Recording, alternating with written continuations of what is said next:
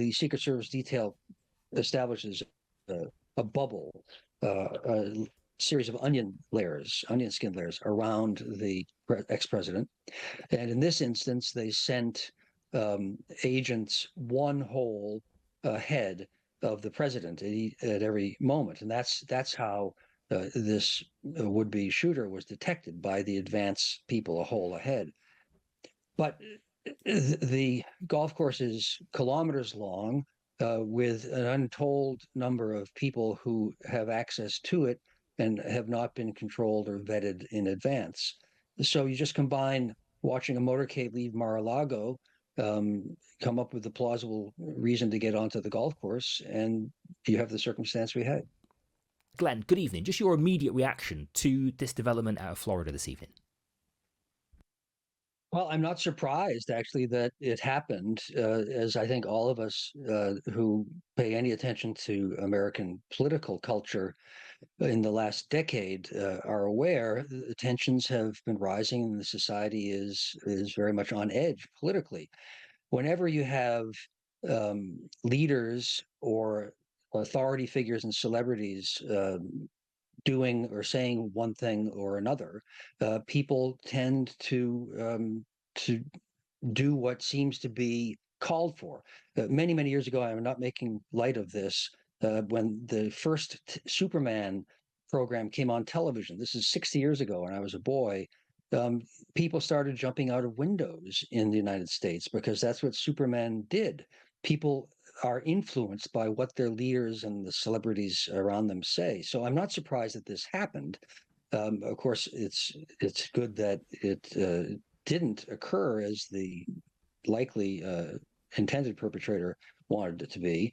But the environment is tense, and on an open space like a golf course, it's virtually impossible to completely secure anything 100%. Okay, that's an interesting point, Glenn, that I think that we should dwell on for a moment, because as we understand it, this suspect was in the bushes around Donald Trump's golf course. He'd managed to get there. He had fired, or at least he did fire the gun, or he certainly pointed the weapon. Secret Service were able to spotted him. He ran out of the bushes. He's been apprehended. The former president is safe. Is that a success, Glenn? Or is the fact that he was able to be there present with an AK-47 so close to the former president in the first place, does that constitute a failure? Well, my assessment is that it is not a failure, that it is a success, because the intended assassination didn't, it wasn't even tried ultimately. There was no trigger pulled, apparently, by the would-be shooter. But the general public is almost certain to consider this a failure. This is one of the dilemmas in intelligence work, and this is not quite intelligence work, but related to it, which is that anything that doesn't go completely right is viewed as a failure. Perfection is the only standard that is acceptable, particularly when the life of a presidential candidate or an ex-president is concerned. So it will be broadly considered a failure. I think that in this instance, actually, from a professional's point of view, things went pretty much correctly. Now, where they may not have, theoretically, is how did this person get there, and how is he not identified? And that's a gargantuan task, an assignment, but that's probably where focus will be. Okay, help us with that as well then, Glenn, because that is a big question. It's been posed tonight already, hasn't it? People do get details of where these public figures are going to be. The first assassination attempt of this campaign on Donald Trump's life was at a rally. He was slated to appear there. It makes sense that somebody would know that it was going to happen, and it was going to happen on that day. This appears to be a personal appointment. He was golfing. Again, something that he does relatively regularly. But for this person to know that he was going to be there on that specific day, at that specific time, they had to have known something that lots of other people don't. How do you think that could have happened?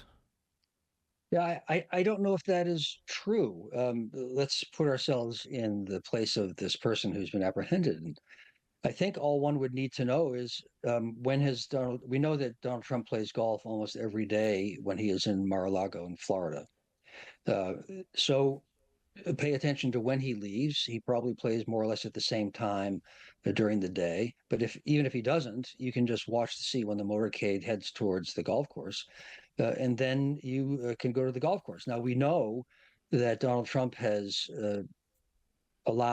continued to allow the public or members anyway to use his golf course while he is there. I'm sure that the Secret Service recommended not, but I know that that is the case. Then we also know that the Secret Service detail establishes a bubble, a series of onion skin layers around the ex-president. And in this instance, they sent agents one hole ahead of the president at every moment, and that's how this would-be shooter was detected by the advance people a hole ahead. But the golf course is kilometers long, with an untold number of people who have access to it and have not been controlled or vetted in advance. So you just combine watching a motorcade leave Mar-a-Lago, come up with a plausible reason to get onto the golf course, and you have the circumstance we had. I see. That's in important context. And I mean, do then questions sort of remain then, Glenn, as to how somebody got as close as they did with an AK-47? I mean, this wasn't presumably if you are a guest at Mar-a-Lago, you're secure. You presumably go through some sort of search. If you are on the golf course, especially when the former president is around, presumably you go through some sort of search. To be as close as you as this suspect appears to have been with what appears to be an AK-47 feels like I don't know, something that you would hope is caught.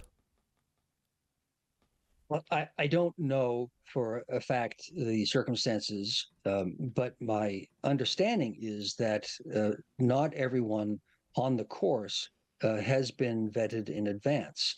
And only there's this bubble of two holes, which is what, 500 meters, I suppose, around the president that is controlled. But I think that the access has been not completely controlled, which I am certain the Secret Service is unhappy about. But that has been the state of affairs, as I understand it. Right. Apparently Sorry.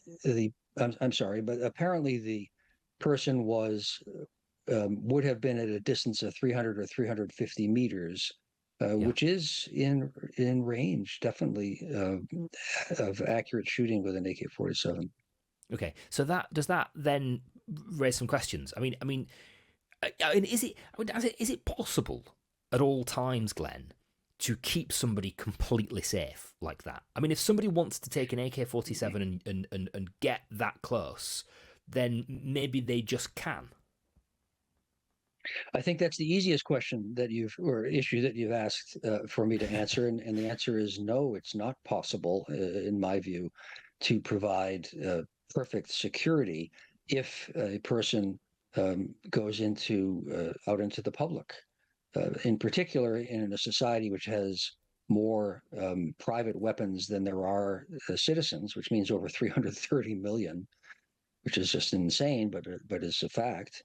Um, and even without that, if someone is in public, it is, I think, not possible to have 100% security. And this is why, there were two assassination attempts against President Ford in the 1970s. And they both failed, happily. After they occurred, no longer was the president allowed to, or rather, he always spoke behind then bulletproof glasses. We're seeing the candidates do now after the July assassination attempt. No longer were presidents allowed to drive in open cars after Kennedy's assassination.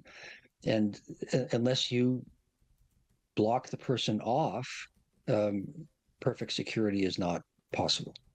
Right. Okay. Does anything change? Can anything change in the aftermath of this, insofar as Donald Trump's security is concerned, and potentially even that of Kamala Harris as well? Well, I suspect the answer is yes, if only because the expectation, the demand on the Secret Service and the security people not just say, well, we do our best and that's how things go. I mean, that's not a very acceptable response to give when someone has almost been assassinated. Then there have to be some sort of steps taken. Typically, what will happen is you'll have a study, an analysis of what went wrong, how to do better. There will be some recommendations. Normally, there will be a combination of two things: additional security steps, and then there usually is a bureaucratic response of future increased protocols or offices responsible for things. And that's a sensible response. It's a politic response. It may have some effect, but Hmm. it's not going to address every problem.